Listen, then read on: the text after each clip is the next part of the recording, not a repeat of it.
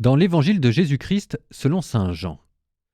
Le lendemain, voyant Jésus venir à lui, Jean le Baptiste déclara : Voici l'agneau de Dieu, celui qui enlève le péché du monde. C'est de lui dont j'ai dit : L'homme qui vient derrière moi est passé devant moi, car avant moi il était. Et moi, je ne le connaissais pas. Mais si je suis venu baptiser dans l'eau, c'est pour qu'il soit manifesté à Israël. Alors Jean rendit ce témoignage : J'ai vu l'Esprit descendre du ciel comme une colombe, et il demeura sur lui. Et moi, je ne le connaissais pas, mais celui qui m'a envoyé baptiser dans l'eau m'a dit : Celui sur qui tu verras l'Esprit descendre et demeurer, celui-là baptise dans l'Esprit Saint. Moi, j'ai vu et je rends témoignage, c'est lui, le Fils de Dieu.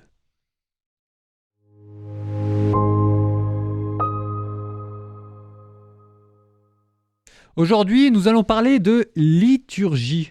Vous avez entendu dans l'Évangile : Voici l'agneau de Dieu qui enlève le péché du monde. Et si jamais vous allez à la messe, vous savez qu'il y a une phrase qu'on finit par dire : Heureux les invités au festin des noces de l'agneau. Voici l'agneau de Dieu, celui qui porte et enlève le péché du monde. Cette phrase que l'on dit juste avant de la communion vient de l'Évangile. C'est dans la bouche du prêtre la parole de Jean le Baptiste. Avec un petit hic quand même. Parce que j'ai dit voici l'agneau de Dieu, celui qui enlève le péché du monde. Mais ça, c'est l'ancienne traduction liturgique. Il y a environ 10-15 ans, il y a une nouvelle traduction liturgique. Et maintenant, on est censé dire à la messe, pour être plus proche du latin, voici l'agneau de Dieu qui enlève les péchés du monde. Ça me fait râler. Ça me fait râler parce que je suis français et qu'un Français trouve toujours une occasion de râler. Mais c'est quand même curieux que, pour être plus proche du latin, on ait accepté de s'éloigner de l'Évangile. L'Évangile dit « celui qui enlève le péché singulier du monde ».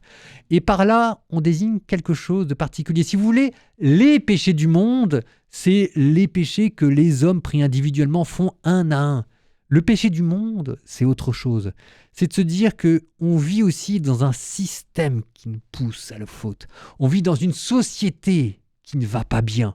Et c'est pas simplement une question de tentation, nous contre nous-mêmes ou le diable contre nous. C'est que parfois, être chrétien en France, c'est pas facile. On vit, c'est ce que Jean-Paul II appelait des structures de péché. On vit dans des environnements qui nous poussent à la faute. Et Jésus n'est pas venu simplement pardonner, purifier et soigner les péchés de tous les hommes, mais il est venu aussi soigner, purifier et sauver une société, une humanité, une civilisation.